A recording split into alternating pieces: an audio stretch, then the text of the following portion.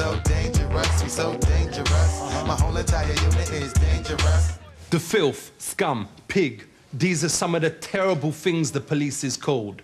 Other things include the fuzz and the fuzzy muff. But you've got to give the flange respect, because they is keeping the streets safe from the most dangerous weapons. This is Detective Superintendent David Hatcher from the police. He is here to show us some of the terrible weapons that brothers is using on brothers every day. Ain't that right? Now, what is this? Right, this is basically, it's two bits of wood. It's called a chucker. Sometimes it's called a flail. So where can you get these kind of things from? Well, you can't buy them in this country legally. For real? So which countries can you buy these things from? I'm not going to advertise where they can come from. For real. What has we got in here?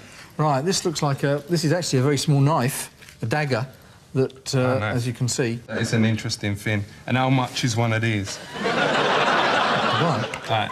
I've no idea. Aye, for real. So what about this? Is this well dangerous? That is wicked. What is that? I've never seen that before. What is that? Is that well dangerous if you go like that? And then, like, flick that around. What is that? Dangerous any way you look at it, isn't it? I mean, it's got a sharp point, it's got a blade. That is mental, man. I ain't never seen anything like that. How would you carry that? Like that, or...? So, what if you was, let's say, in the kitchen, you was chopping carrots with a machete or something, because you don't have anything, and then the phone ring, and then it slip into your sock, and you don't know, and then you was running to get a bus, and it fall into someone's arm, you know, a couple of times. Is that legal or illegal? You've got a wild imagination. That means thinking about the law. Would that be legal or illegal? I'd say that's absolutely illegal. No court is going to believe that that sequence of events was really likely to occur. So would this be legal to carry around with you? Because that is... No, because that's designed only for one purpose. Aye, I mean, for hurting someone. You couldn't convince me that you'd got that with you for anything legal. What if you just said you got it for your packed lunch or something? I'd say convince the court, Ali, because I don't believe you. You're coming with me. Aye. Where? What not? If you like. What do you mean?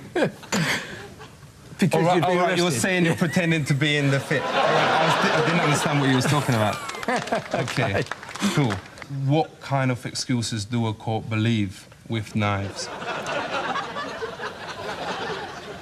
If it's the truth and if it's reasonable, then hopefully the court will believe it. What I'm not going to do is to give you a list of things that I would suggest a court might believe, because you could use that excuse and it not really be true. So has you ever come in contact with a criminal who can put in a hand into someone's body and take out the heart and just like that?